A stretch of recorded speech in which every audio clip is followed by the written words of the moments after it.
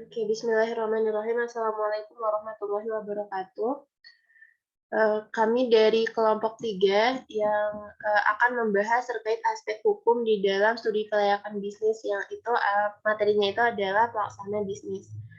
Kami terdiri dari 6 orang. Yang pertama itu adalah Adam Yazdi Putra, yang kedua ada Laili Askia, yang ketiga Darian Indra Wijaya, yang keempat Herwin Nur Cahyo, yang kelima ada Makfiroh Agun Megarani, dan yang terakhir itu saya sendiri, yaitu Revinanda Amdanisa. Baik, lanjut. Nah, untuk pengertian dari pelaksana bisnis itu akan dijelaskan oleh Mbak Laili. Ya, dari pelaksanaan bisnis ini, supaya rencana bisnis ini dapat berjalan dengan lancar serta sesuai dengan koridor-koridor hukum yang berlaku, maka tentunya diperlukan data tentang siapa pelaksana bisnis tersebut. Untuk menganalisis siapa pelaksana bisnis tersebut, maka hal pertama yang harus dilakukan adalah badan usaha, atau yang harus diketahui adalah badan usahanya, dan yang kedua adalah orang-orang atau individu-individu yang terlibat sebagai pengambilan keputusan atau decision maker. Next. Untuk jenis badan usahanya, yang pertama ada badan usaha perseorangan atau individu, di mana dalam perusahaan ini biasanya diawasi dan dikelola oleh seseorang saja. Di satu pihak, ia memperoleh semua keuntungan perusahaan, selain menanggung semua risiko yang timbul dalam kegiatan. Biasanya bentuk izin usahanya adalah usaha dagang dan perusahaan dagang, dengan izin operasional berupa SIUP kecil yang dapat diperoleh di Dinas Perdagangan atau Disperindak atau Dinas Perindustrian dan Perdagangan. Perusahaan perseorangan ini belum membutuhkan akta pendirian walaupun terkadang ada yang memilikinya, namun jumlahnya sedikit. Dalam tata peraturan perdagangan di Indonesia, untuk mendapatkan perizinan, usaha mikro tidak memerlukan akta notaris pendirian usaha. Nah, untuk kelebihan dan kekurangan dari perusahaan perseorangan, kelebihannya yang pertama yaitu keuntungannya menjadi milik sendiri, yang kedua mudah mendirikannya, yang ketiga tidak perlu berbadan hukum, yang keempat rahasia perusahaan terjamin, yang kelima biaya organisasi rendah karena organisasi sederhana, dan yang keenam aktivitasnya relatif simpel dan manajemennya fleksibel.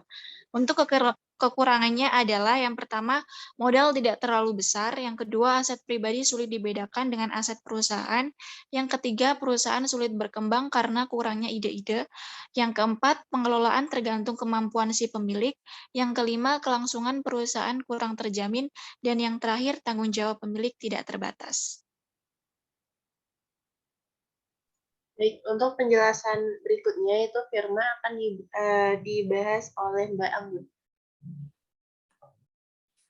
Firma adalah bentuk perkumpulan usaha yang didirikan oleh beberapa orang dengan menggunakan nama bersama. Dalam firma, semua anggota memiliki tanggung jawab sepenuhnya baik sendiri-sendiri maupun bersama terhadap utang-utang perusahaan pada pihak lain. Bila terjadi kerugian, kerugian itu juga akan ditanggung bersama bila perlu dengan seluruh kekayaan pribadi. Jika salah satu anggota keluar dari firma, maka firma tersebut otomatis akan bubar. Bentuk firma ini sudah jarang dijumpai di Indonesia. Mungkin kurang diminati karena pertimbangan faktor risiko yang dianggap terlalu besar bagi sebagian investor. Kekurangan dan kelebihan firma antara lain, yang pertama untuk kelebihannya, permodalannya lebih besar dari perusahaan perorangan. Yang kedua adalah kelangsungan hidup perusahaan lebih lama. Yang ketiga, pengelolaan lebih mudah dan profesional karena banyak pengelolanya. Yang kelima adalah ide-ide inovasi lebih lancar mengalir, dan yang terakhir adalah risiko ditanggung bersama. Untuk kekurangannya, yang pertama adalah kerahasiaan perusahaan tidak dijamin. Yang kedua adalah mudah terjadi konflik antar pemilik modal. Ketiga, setiap anggota adalah pemilik sehingga sulit mengambil keputusan. Keempat, tanggung jawab pemilik tidak terbatas.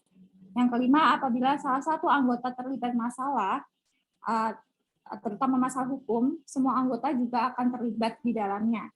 Dan yang terakhir adalah sulit menarik modal yang ditanamkan.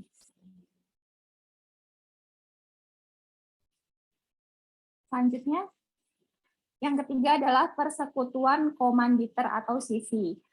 Persekutuan komanditer atau Komanditer Vennootschap atau CV merupakan suatu badan usaha persekutuan yang dibentuk oleh seorang atau lebih yang mempercayakan dana atau barang asetnya pada seorang atau lebih yang menjalankan suatu perusahaan yang berperan sebagai seorang pemimpin untuk meraih tujuan bersama dengan suatu tingkat keterlibatan yang berbeda pada tiap anggotanya.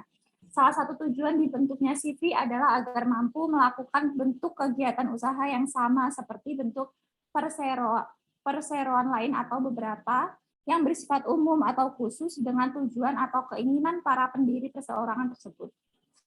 Namun terdapat beberapa bidang usaha yang hanya bisa dilakukan dengan ketentuan khusus berbadan hukum perseroan terbatas atau PT.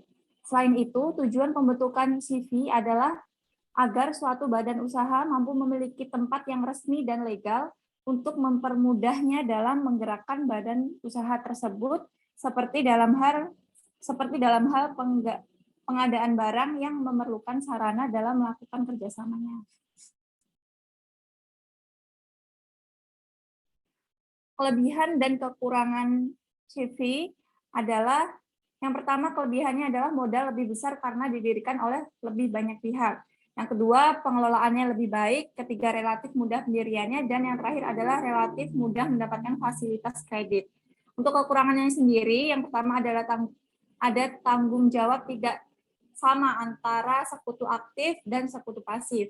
Yang kedua, ada pemimpin perusahaan lebih dari satu orang, sehingga sulitnya mengatur sebuah CV tersebut. Dan yang ketiga adalah sulit menarik modal yang disetor. Baik, untuk penjelasan yang keempat, yaitu perseroan terbatas atau PT, itu akan disampaikan oleh Mas Adam. Baik, perseroan terbatas. Pengertian PT secara umum adalah suatu unit atau badan usaha berbadan hukum yang mana modalnya terkumpul dari berbagai saham. Dan setiap pemiliknya memiliki bagian dari banyaknya lembar saham yang dimiliki oleh masing-masing investor. Lembar saham yang menjadi modal pembentukan perusahaan terbatas bisa diperjualbelikan sehingga akan ada perubahan status kepemilikan perusahaan tanpa harus membubarkan perusahaan. Yaitu terdapat saham di dalam sebuah perusahaan terbatas dapat terbagi atas, yaitu pertama saham atau sero atas nama, yaitu nama persero ditulis di atas surat sero setelah didaftarkan dalam buku perseroan terbatas sebagai persero. Lalu yang kedua, saham sero pembawa, yaitu suatu saham yang di atas surat tidak disebutkan nama perseronya. Lalu ditinjau dari hak-hak persero, saham atau sero dapat pula dibagi sebagai berikut, yaitu yang pertama saham atau sero biasa. Sero yang biasanya memperoleh keuntungan dividen yang sama sesuai dengan yang ditetapkan oleh rapat umum pemegang saham. Lalu berikutnya saham sero preferen, yaitu sero preferen ini selain mempunyai hak dan dividen yang sama dengan persero biasa, juga dapat hak lebih dari sero biasa. Lalu saham atau sero kumulatif preferen. Sero kumulatif preferen ini mempunyai hak lebih dari sero preferen. Bila hak tersebut tidak bisa dibayarkan pada tahun sekarang, maka dibayarkan pada tahun berikutnya. Biasanya perusahaan terbatas atau PT ini dibentuk oleh minimal 2 orang atau lebih dengan melalui kesepakatan yang diketahui oleh notaris yang nantinya akan dibuatkan akta perusahaan. Lalu akta tersebut harus disahkan oleh Kementerian Hukum dan HAM agar nantinya perusahaan tersebut resmi menjadi suatu badan usaha perseroan terbatas atau disebut PT. Kelebihan dan kekurangannya, yaitu kelebihan yang pertama, mudah memperbesar modal. Kedua, tanggung jawab persero terbatas. Ketiga, kedudukan pemilik dan pengusaha terpisah. Keempat, kelangsungan hidup pengusaha relatif terjamin. Lalu berikutnya, saham mudah diperjualbelikan. Lalu yang terakhir, mudah mencari tenaga kerja atau karyawan. Kekurangan dari PT ini, saham mudah diperjualbelikan sehingga menimbulkan spekulasi. Lalu yang kedua, karena tanggung jawab pemilik yang terbatas sehingga dapat menimbulkan tindakan yang merugikan. Ketiga, rahasia perusahaan tidak terjamin. Lalu yang keempat, biaya operasional dan biaya-biaya relatif. Lalu yang berikut terakhir, sulit membubarkan PT. Baik, selanjutnya adalah jenis badan usaha yang kelima dan keenam akan dibahas oleh Mas Rian. Selanjutnya perusahaan negara. Perusahaan negara atau sering disebut BUMN, Badan Usaha Milik Negara, adalah perusahaan yang bergerak dalam bidang usaha yang modalnya secara keseluruhan dimiliki negara, kecuali jika ada hal-hal khusus berdasarkan undang-undang. Tujuan pendirian perusahaan ini adalah membangun ekonomi nasional menuju masyarakat adil makmur.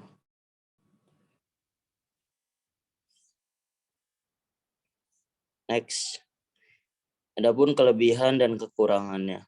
Yang pertama, kelebihan bisa membuka jasa pelayanan publik yang tidak mungkin dilakukan pihak swasta, sebab jenis usaha tersebut mungkin saja tidak menguntungkan secara ekonomi.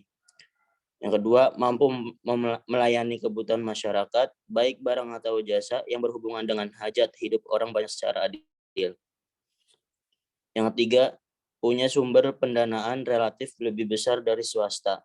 Yang empat, jauh dari monopoli pihak swasta. Yang kelima, mudah adakan kerjasama baik dengan koperasi swasta nasional atau swasta asing. Dan yang keenam, sarana serta prasarana umum difasilitasi negara.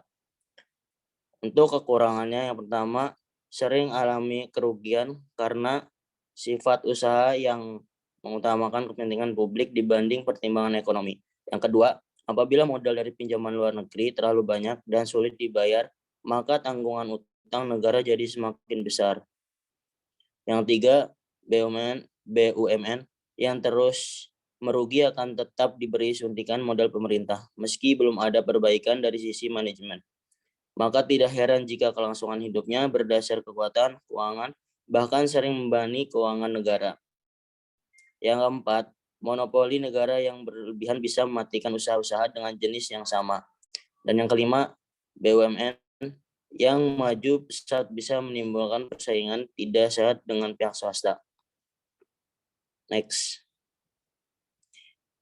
Yang keenam, perusahaan pemerintahan yang lain. Badan usaha pemerintah lain di Indonesia adalah Persero Perusahaan Umum atau Perum dan Perusahaan Daerah atau PD. Persero dan perusahaan daerah adalah perusahaan yang mencari keuntungan bagi negara, sedangkan Perum tidak semata-mata mencari keuntungan. Baik, untuk jenis badan usaha yang terakhir yaitu yang ketujuh dan kedelapan akan dibahas oleh Mas Herwin.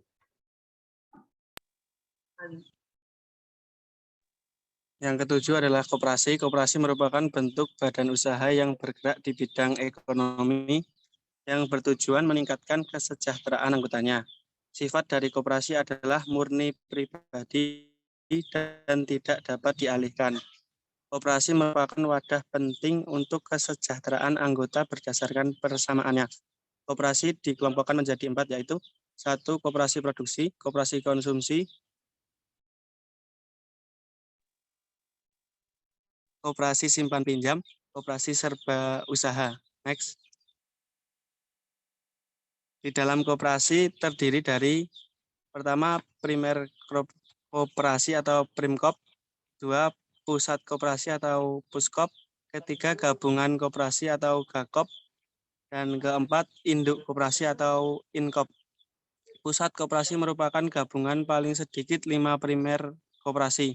Gabungan koperasi merupakan gabungan paling sedikit 3 puskop dan induk koperasi merupakan gabungan paling sedikit 3 gakop. Yang ke-8 adalah yayasan. Berdasarkan Undang-Undang Nomor 16 Tahun 2001 tentang yayasan yang menjelaskan pemisahan kekayaan pribadi dan lembaga, susunan kepengurusan yayasan, serta pertanggungjawaban yayasan baik kepada pemerintah maupun publik. Diindikasikan bahwa yayasan di masa akan datang akan menjadi salah satu lembaga usaha milik masyarakat yang pengelolaannya dan pengelolaan dan skala usahanya tidak jauh berbeda dengan badan usaha dan badan hukum lainnya berkaitan dengan aspek yuridis dalam studi kelayakan bisnis. bentuk perusahaan yang akan bertanggung jawab dalam pengelolaan proyek perlu diketahui sebelumnya karena masing-masing memiliki karakteristik sendiri. Baik, itulah penjelasan dari kelompok kami terkait bab 3, yaitu adalah pelaksana bisnis, dan juga di sana ada pembahasan terkait jenis-jenis badan usaha. Semoga materi yang telah disampaikan dapat diterima oleh teman-teman dan dapat dipahami. Sekian, kami mohon maaf jika ada kesalahan. Wabillahi taufiq wal hidayah. Wassalamualaikum warahmatullahi wabarakatuh.